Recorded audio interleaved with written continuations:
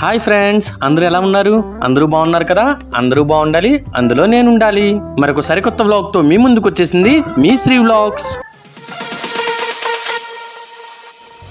Friends, last వ్లాగ్స్లో చూశారు కదా మేము ఎక్కడెక్కడికి వెళ్ళామన్నది. ఎవరైనా కనుక చూడనట్లయితే డిస్క్రిప్షన్లో నా ప్రీవియస్ వీడియోస్ లింక్స్ ఇస్తాను, ఒకసారి చూసేసేయండి. అయితే ఇది మా ట్రిప్లో లాస్ట్ డే. ఇంకా ఇప్పుడు ఎక్కడికి బయలుదేరామన్నది మీరే చూసేసేయండి. बैठे बैठे क्या करे, शुरू करे अंताक्षरी लेकर प्रभु का नाम. चलो ఎవరు పాడాలి? ఫస్ట్ మేమే పాడతాం. నీమది చల్లగా స్వామి నిదురపో దేవుని నీడలో వేదన మరచిపో నీమది చల్లగా గాలివానలో వాననీటిలో గాలివానలో వాననీటిలో పరమ ప్రయాణం తీరమెక్కడో గమ్యమేమిటో తెలియదు పాపం మాయదారి మైసమ్మ మైసమ్మ మనం మైసారం తోడవే మైసమ్మ सूरत समा बस आज की रात है जिंदगी कल हम कहाँ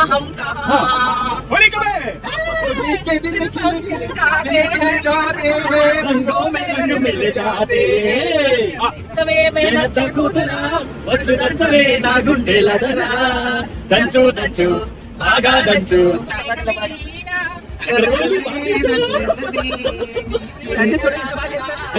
చూసారుగా ఫ్రెండ్స్, ఈ విధంగా అంతాక్షరి ఆడుకుంటూ అందరం చాలా ఎంజాయ్ చేస్తూ మా డెస్టినేషన్ అంటే యాదగిరి గుట్టకి అయితే చేరిపోయాం. యాదగిరి గుట్ట టెంపుల్ కి అయితే వచ్చేసాం. అండ్ ఇక్కడ మా వ్యాన్ ఆఫ్ చేసి ఇప్పుడు అయితే కొండపైకి ఫ్రీ బస్సెస్ ఉంటాయి, ఆ బస్సెస్ కోసం వెయిట్ చేస్తూ బస్సెస్తో అయితే వెళ్ళిపోదాం.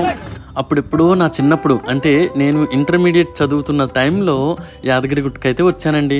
అగైన్ ఇప్పుడు రావటమే. మరి అలా అని మాకు యాదగిరిగుట్ట మరీ దూరం కూడా కాదు, మేము ఉంటుంది కూడా హైదరాబాద్లోనే కదా.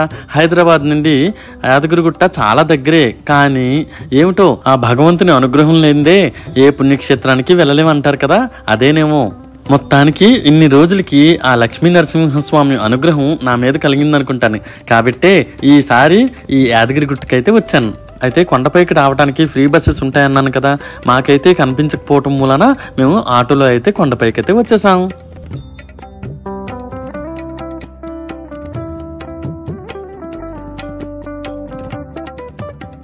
ఇంకా మొత్తానికి కొండపైకి వచ్చిన తర్వాత ఇక్కడ చూసిన విధంగా వృద్ధులకి, వికలాంగులకి, అలాగే చిన్నపిల్లలకి దేవస్థానం దగ్గరికి వెళ్ళటానికి ఈ విధంగా వెహికల్స్ కూడా అరేంజ్ చేశారండి. ఈ ఫెసిలిటీ అయితే నాకు చాలా బాగా నచ్చిందండి. బాయ్. ఇక్కడ చూసారు కదా, మా వాళ్ళలో కూడా కొంతమంది వెహికల్స్ని అయితే యూజ్ చేసుకున్నారండి. కానీ కొంతమంది వచ్చేసరికి మేము ఈ విధంగా కాలినడకతో దేవస్థానం దగ్గరికి అయితే బయలుదేరిపోయాం.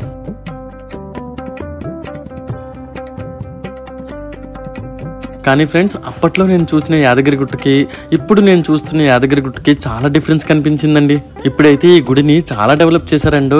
అలాగే కొత్త కొత్త కట్టడాలతో గుడి ప్రాంగణం మొత్తం చాలా సువిశాలంగా తయారు చేశారనుకోండి. అదేవిధంగా గుడి ప్రాంగణం మొత్తం కూడా చాలా నీట్నెస్తో మెయింటైన్ చేస్తున్నారనుకోండి. ఇంక మొత్తానికి మేమంతా కలిసి దర్శనానికి అయితే బయలుదేరిపోయాం. ఇంకెప్పట్లాగానే స్వామివారి గర్భగుడిలో తీయటం నిషేధం కాబట్టి అక్కడ గర్భగుడిలో అయితే వీడియో తీయలేదండి. కానీ దర్శనం మాత్రం చాలా బాగా జరిగిందండి. కానీ ఫ్రెండ్స్, ఇది వరకు స్వామివారిని దర్శించుకోవటానికి చక్కగా ముందు నుండే వెళ్ళేవాళ్ళం, అది కూడా చిన్న గుహలాగుండి దాని లోపలికి వెళ్ళేవాళ్ళం. కానీ ఇప్పుడు మాత్రం చాలా పెద్ద విశాలమైన ప్రాంగణం తయారు చేసేసి స్వామివారి ద్వారం మొత్తం బంగారు రేకుతో అయితే కవర్ చేశారు. అలాగే ఇక్కడ చూసినట్లయితే స్వామివారి ద్వారం ముందు చక్కగా బంగారు తోరణాలు కూడా కట్టారండి. అలాగే గుడి లోపల మొత్తం విద్యుత్ దీప కాంతులతో మిలమిలలాడిపోయింది అనుకోండి. అలాగే స్వామివారి దర్శనం చేసుకున్న తర్వాత పక్కనే ఉన్న శివాలయాన్ని మాత్రం దర్శనం చేసుకోండి. ఇక్కడ స్పెషాలిటీ ఏంటంటే స్ఫటికలింగం అయితే కనిపించిందండి. స్ఫటికలింగాన్ని చూడగానే మా మనస్సుకి ఎంతో హాయిగా అనిపించి చాలా సంతృప్తిగా అనిపించింది అనుకోండి. స్వామివారి దర్శనం ఎలా జరిగిందండి? చాలా సూపర్ గా జరిగింది. చాలా సూపర్ గా అంటే సూపర్ గా అంటే మనస్తృప్తిగా దేవుడు చూడగలిగాం. చాలా బాగా జరిగింది. ఏమన్నారు స్వామివారు? ఇంకోసారి రా అన్నారా? ఓకే. మరి చాలా బాగా ఉందండి, అద్భుతంగా జరిగింది. ఇదివరకు ఇప్పటికి డిఫరెన్స్ ఏం తెలుస్తుంది మీకు? ఇది వరకు కంటే ఇప్పుడు ప్రభుత్వం చాలా బాగా డెవలప్ చేసింది గుడిని. బయట కానీ లోపల కానీ ప్రశాంతంగా బాగుందండి. చాలా మనుషుల్ని తోసేయకుండా దర్శనం అవుతుంది. దర్శనం బాగా ఓకే. విఘ్నేష్ సార్, ఇదివరకు దర్శనానికి ఇప్పుడు దర్శనానికి మీకు ఎలా అనిపించింది? ఇదివరకు దర్శనానికి అంటే కొంచెం దైవత్యం అక్కడ అనుభూతి ముందు ఉండేది, ఇప్పుడు కొంచెం స్టూడియో టైప్ లో తయారైంది. కానీ ప్రజలకి ఇబ్బంది కలగకుండా దర్శనం అయితే జరుగుతుంది. కానీ ఇదివరకు మనం గుహలోకి కూడా వెళ్ళేవాళ్ళం, అంటే అప్పుడు ఇంత జనాలు లేరు కదా. లేరు కదా, అది కోటింగ్ పెరిగింది. నీకు ఎలా అనిపించింది?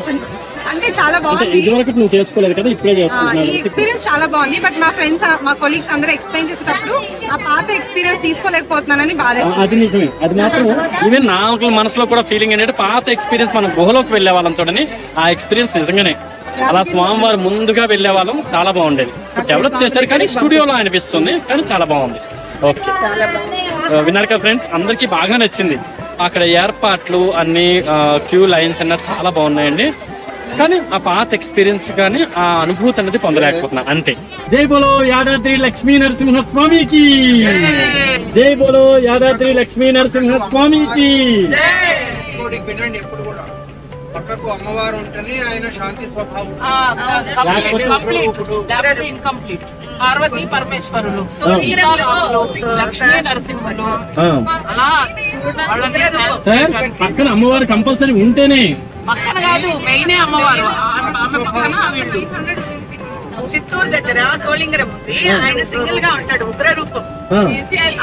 ఈవినింగ్ 6 కంతా గుడి క్లోజ్ చేస్తారు. నైట్ ఎవరు ఉండేరు అనమాట, ఉగ్ర రూపాన్ని తట్టుకోలేదని.